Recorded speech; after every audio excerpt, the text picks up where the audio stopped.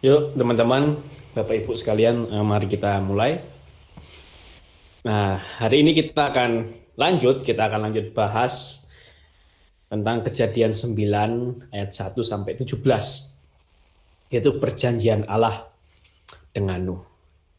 Nah, seperti yang luar biasa, sebelum kita mulai, Just Hope malam hari ini kita mau doa. Dan kebetulan eh, karena besok minggu kita akan merayakan Pentakosta, maka kita akan berdoa mohon 7 karunia Roh Kudus. Mari kita buka dengan tanda kemenangan. Kita doakan sama-sama dalam nama Bapa dan Putra dan Roh Kudus. Amin. Datanglah ya Roh Hikmat, turunlah atas diri kami, ajarlah kami menjadi orang bijak, terutama agar kami dapat menghargai, mencintai, dan mengutamakan cita-cita surgawi. Semoga kami kau lepaskan dari belenggu dosa dunia ini. Datanglah ya Roh pengertian, turunlah atas diri kami, terangilah budi kami, agar dapat memahami ajaran Yesus, Sang Putra, dan melaksanakannya dalam hidup sehari-hari. Datanglah ya Roh nasihat, dampingilah kami dalam perjalanan hidup yang penuh gejolak ini. Semoga kami melakukan yang baik dan menjauhi yang jahat. Datanglah ya Roh keperkasaan, kuatkanlah hamba-Mu yang lemah ini, agar tabah menghadapi segala kesulitan dan derita. Semoga kami kau kuatkan dengan memegang tangan-Mu yang senantiasa menuntun kami. Datanglah ya Roh pengenalan akan Allah. Ajarlah kami mengetahui bahwa semua yang ada di dunia ini sifatnya sementara saja. Bimbinglah kami agar dapat menggunakan hal-hal duniawi untuk kemuliaan-Mu. Datanglah ya Roh kesalehan. Bimbinglah kami untuk terus berbakti kepadamu. Ajarlah kami untuk menjadi orang yang tahu berterima kasih atas segala kebaikan-Mu dan berani menjadi teladan kesalehan bagi orang-orang di sekitar kami. Datanglah ya Roh takut akan Allah, ajarlah kami untuk takut dan tunduk kepadamu dimanapun kami berada. Tegakkanlah kami agar selalu berusaha melakukan hal-hal yang berkenan kepadamu. Ya Allah Roh Kudus, kami juga minta khususnya untuk malam hari ini, bimbing kami dalam sharing kitab suci. Beri kami hikmat, bukakan setiap hal yang tersembunyi di dalam firman-Mu. Dan mampukan kami, layakkan kami untuk dapat menjadi pelaksana firman-Mu yang kuat. Terima kasih Tuhan. Kami naikkan doa ini di dalam nama Tuhan Yesus Kristus yang berkuasa kini dan sepanjang segala abad. Amin. Kami berdoa dalam nama Bapa dan Putra dan Roh Kudus. Amin. Nah, seperti yang luar biasa ya, kita mau baca dulu tentang Katekismus Gereja Katolik yang artikel yang ketiga sekarang. Pertama sudah, kedua sudah, sekarang yang ketiga.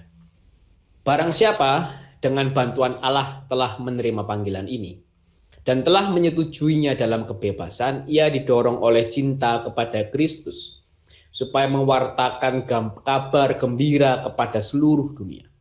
Warisan bernilai yang diterima dari para rasul ini dipelihara dengan setia oleh pengganti-pengganti mereka. Semua yang beriman kepada Kristus dipanggil supaya melanjutkannya dari generasi ke generasi. Dengan mewartakan iman, dengan menghayatinya dalam persekutuan persaudaraan, dan dengan merayakannya dalam liturgi dan dalam doa. Luar biasa ya katekismus kita nih ya. Jadi kita diajak untuk mewartakan Injil ya. Kabar gembira di sini tuh bukan kabar gembira seperti kita diterima kerja gitu ya. Tapi ini lebih dahsyat lagi daripada itu. Nah, mari kita sekarang baca firman yang akan kita sharingkan pada malam hari ini. Seperti yang luar biasa ya, saya bacakan ayat yang bagian ganjil, nanti teman-teman dan Bapak Ibu di Google Meet, saya minta tolong untuk bacakan ayat dan yang bagian genap. Ya. Kejadian 9 ayat 1 sampai 17, perjanjian Allah dengan Nuh.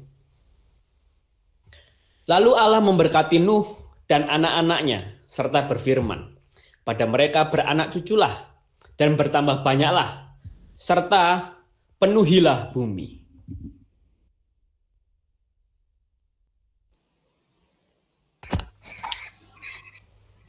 akan takut dan gentar kepadamu segala binatang di bumi dan segala burung di udara, segala yang bergerak di muka bumi dan segala ikan di laut, ke dalam tanganmu lah semuanya itu diserahkan. Segala yang bergerak, yang hidup akan menjadi makananmu. Aku telah memberikan semuanya itu kepadamu, seperti juga tumbuh-tumbuhan hijau. Hanya daging yang masih ada nyawanya, yakni darahnya, janganlah kamu makan. Tetapi mengenai darah kamu, yakni nyawa kamu, aku akan menuntut balasnya. Dari segala binatang aku akan menuntutnya. Dan dari setiap manusia aku akan menuntut nyawa sesama manusia. Siapa yang menumpahkan darah manusia, darahnya akan tertumpah oleh manusia. Sebab Allah membuat manusia itu menurut gambarnya sendiri. Dan kamu beranak cuculah dan bertambah banyak, sehingga tak terbilang jumlahmu di atas bumi. Ya, bertambah banyaklah di atasnya. Berfirmanlah Allah kepada Nuh dan kepada anak-anaknya yang bersama-sama dengan dia. Sesungguhnya aku mengadakan perjanjianku dengan kamu dan dengan keturunanmu. Dan dengan segala makhluk hidup yang bersama-sama dengan kamu, burung-burung, ternak, dan binatang-binatang liar di bumi yang bersama-sama dengan kamu, segala yang keluar dari bahtera itu, segala binatang di bumi. Maka kuadakan perjanjianku dengan kamu bahwa sejak ini tidak ada yang hidup yang akan dilenyapkan oleh air bah lagi. Dan tidak akan ada lagi air bah untuk memusnahkan bumi. Dan Allah berfirman, inilah tanda perjanjian yang kuadakan antara aku dan kamu, serta segala makhluk yang hidup yang bersama-sama dengan kamu, turun-temurun untuk selama-lamanya. Busurku kutaruh di awan, supaya itu menjadi tanda perjanjian antara aku dan bumi. Apabila kemudian kudatangkan awan di atas bumi dan busur itu tampak di awan, maka aku akan mengingat perjanjianku yang telah ada antara aku dan kamu serta segala makhluk yang hidup, segala yang bernyawa, sehingga segenap air tidak lagi menjadi air bah untuk memusnahkan segala yang hidup. jika busur itu ada di awan, maka aku akan melihatnya, sehingga aku mengingat perjanjianku yang kekal antara Allah dan segala makhluk yang hidup, segala makhluk yang ada di bumi. Berfirmanlah Allah kepada Nuh, inilah tanda perjanjian yang kuadakan antara aku dan segala makhluk yang ada di bumi. Demikianlah sabda Tuhan, syukur kepada Allah. Nah, seperti biasa ya, kira-kira dari perikop ini, dari pasal ini kita mau sharingkan apa? Mungkin ada yang menarik, ada ayat yang menarik yang mau kita sharingkan, yang mau boleh teman-teman Bapak Ibu bedah, gitu ya. Atau mungkin ada pertanyaan boleh, gitu, ada pertanyaan yang ditanyakan, nanti akan coba untuk kita sama-sama jawab. Lalu atau mungkin menurut teman-teman Bapak Ibu ada ayat yang ini tampaknya nih ada something di dalam ayat ini nih, tapi mungkin masih kurang tahu apa. Nah, nanti kita akan coba bedah bersama-sama. Ya. Nah, mungkin sembari menunggu ada yang mau sharing. Nah, saya mau review sedikit ya tentang kejadian 8 tentang minggu lalu. Wah, kita udah bahas dari kejadian 1 sampai kejadian 8 sampai minggu lalu ya. Luar biasa memang. Nah, kejadian 8 tuh air bah surut. Ya, ini menarik ketika air bah surut, Nuh nggak langsung keluar. Itu hal yang menarik sebenarnya. Ya, hal yang menarik adalah ketika air bah surut, Nuh itu tidak langsung keluar, tapi dia melepaskan burung gagak, lalu melepaskan merpati, bahkan sekalipun dilihatnya bumi itu sudah mulai kering, tapi nggak langsung turun. Karena Nuh menunggu firman Tuhan. Ketika firman Tuhan bilang turun, baru Nuh turun. Gitu. Nah, ini menarik nih. Ini seseorang yang punya tingkat ketaatan yang tinggi, sekalipun mungkin tidak sempurna tingkat ketaatannya, tapi sangat tinggi tingkat ketaatannya, dan kita perlu teladani hal ini. Nah, itu salah satu poin ya, dan masih banyak lagi poin-poin yang lain. Nanti teman-teman Bapak Ibu bisa lihat lagi di YouTube-nya ya, di rekamannya, itu bisa. Nah, ini monggo silahkan kalau ada yang mau sharing.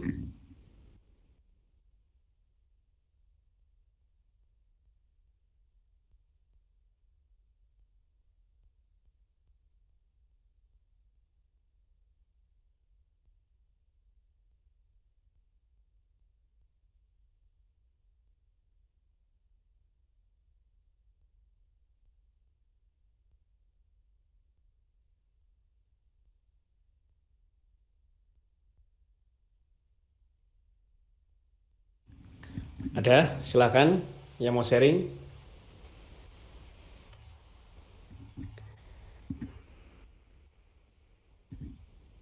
Kalau sudah punya bahan sharing, langsung saja sharingkan. Nah, sembari menunggu teman-teman yang lain untuk merenungkan. Wah, Leo sudah kembali dari acara Kebangkitan Nasional, ya? Ini tuh ceritanya si narasumber tuh lagi ngomong 30 menit, jadi aku kesini 30 menit. Luar biasa. Dahsyat. Monggo silakan. Atau mungkin Leo dulu mau men-sharingkan yang sudah. Kak Bertus belum nyampein yang itu ya. Belum aku belum nyampein. Oh ya udah. Oke, selamat malam teman-teman sekalian. Bagi saya sih ada dua hal ya yang bisa saya sampaikan pada malam hari ini, mungkin jadi bahan refleksi juga. Yang pertama tuh saya tertarik dengan ayat 1 sampai beberapa itu ya, 4 mungkin 3. Beranak susulah bertambah banyak, kemudian akan takut dan akan gentar kepadamu segala binatang, segala yang ternak, dan segala yang, kemudian di ayat ketiga, segala yang bergerak, yang hidup jadi makananmu. Nah, saya tuh merefleksikan bahwa Allah itu sudah memberikan begitu banyak hal ya pada manusia untuk dikelola. Dan dalam hal ini, saya pikir Allah pun menuntut manusia untuk memiliki tanggung jawab dan juga rasionalitas terhadap seluruh isi bumi.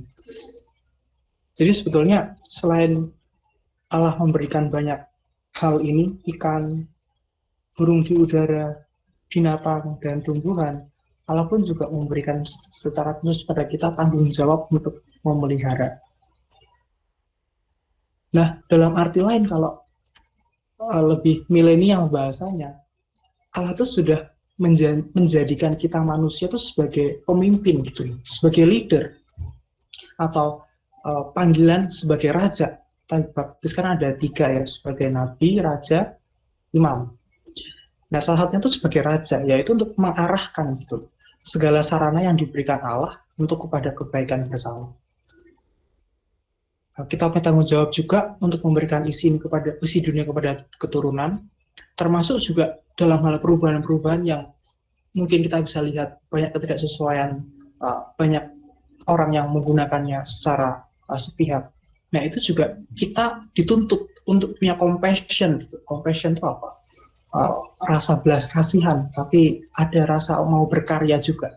Jadi berani bertindak untuk melakukan perubahan, tidak hanya jadi penonton. Wah, kata-kataku gede banget ya. Kemudian yang kedua, saya tuh tertarik dengan Kejadian 9 ayat 5-6. Tetapi mengenai darah kamu, aku akan menuntut balasnya. Dan dari segala binatang, aku akan menuntutnya. Terus yang ayat ke-6, siapa yang menumpahkan darah manusia, darahnya akan tertumpah oleh manusia. Gila banget gak sih? Maksudnya, ketika saya melihat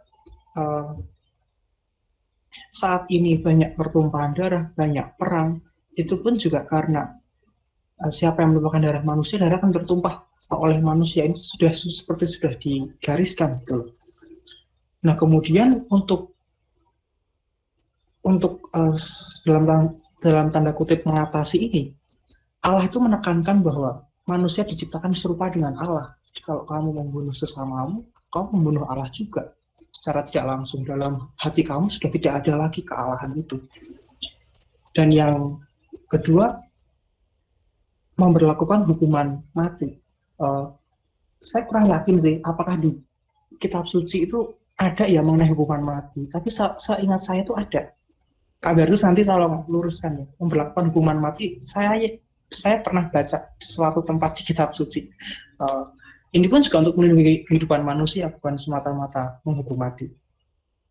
Nah, tapi kemudian dalam diskusi ini, ketika ada kejahatan, pertanyaannya apakah Allah juga mengizinkan munculnya kejahatan itu? Ketika pada mulanya segalanya baik, kemudian muncul kejahatan. Nah, dalam hal ini, saya pun masih berproses mencari jawaban atau setidaknya hakikatnya, atau setidaknya saya mesti ngapain gitu. Kalau saya membaca ajaran seorang filsuf Pythagoras, dunia ini tuh seimbang gitu. Kita kenal kebaikan karena kita juga kenal kejahatan. Kita kenal itu putih karena kita tahu itu hitam. Seandainya semuanya putih, kita nggak tahu itu hitam. Sama juga seperti ini cerita dulu waktu SMP. Kenapa sih itu orang itu bodoh? Ya biar kamu terlihat pintar gitu kan jawabannya. Jadi artinya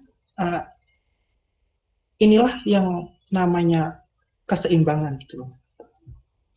Mereka tuh seperti kesatuan sebab akibat yang tidak terpisahkan. Nah, kemudian ketika Tuhan memunculkan rasa cinta dalam manusia, kemudian atas nama cinta itu kita manusia tuh seringkali jatuh ke dalam dosa atau ke dalam emosi atau ke dalam despair kekecewaan. Maka muncul pendapat lagi bahwa keegoisan orang yang mengharapkan kedamaian itulah yang akhirnya menciptakan perang gitu loh. Wah, ini jadi jauh sekali. Tapi kira-kira itu dalam poin kedua ini yang saya ingin tarik untuk diskusi. Orang bisa membenci karena dia lebih dulu mencintai. Pada awalnya dia baik, tapi dia disakiti, dia mengalami banyak sekali kekecewaan sehingga dia berubah jadi negatif. Tapi dalam hal kejahatan itu, apakah Allah mengizinkan itu? Karena kalau saya pikir-pikir, ini kesatuan sebab akibat yang tidak terpisahkan. Saya kira itu.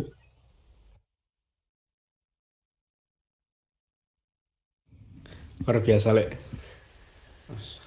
Selalu filosofis sekali Leo ini.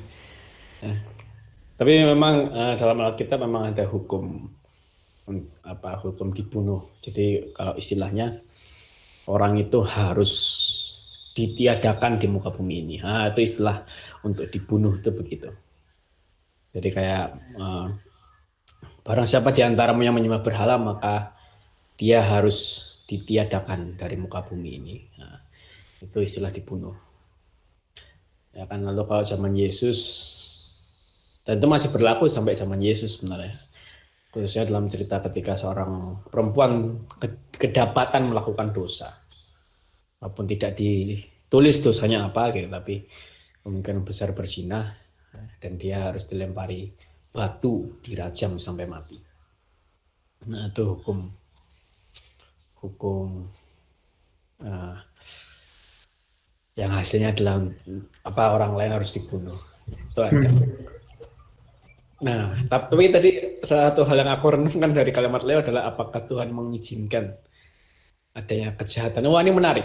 Ini bahasan itu bahasan yang masih sangat menurut saya diperdebatkan sampai saat ini gitu. Karena ada satu konsep bahwa ya nggak mungkin segala sesuatu terjadi di muka bumi ini tanpa izin Tuhan gitu ya. Tapi apakah memang segala sesuatu yang terjadi itu pasti karena izin Tuhan? Nah, itu pertanyaan juga sebenarnya. Itu yang itu susah untuk jelaskan. Iya, karena kesulitan itu, makanya saya sudah hampir adalah nggak usah pikirin, yang penting baik aja, sesuai kitab suci, sesuai ajaran gitu kan. Jadi aman kita, dapat dunia, dapat akhirat, amin. Tapi beneran dalam suatu masa itu saya pernah berpikir begitu, dan ada baiknya mungkin saya bagikan. Dan saat ini pun saya sebenarnya sudah semi-semi berhenti ya mencari itu, karena pusing, ngapain buang waktu gak sih?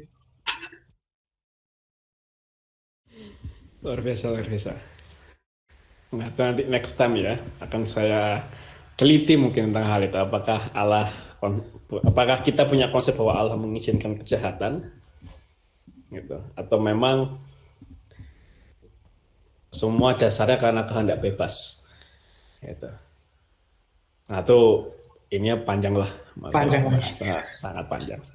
Nanti next time perlu riset dulu. Thank you. Terima kasih Le, luar biasa. Leo menyempatkan diri dalam waktu yang singkat untuk boleh bergabung.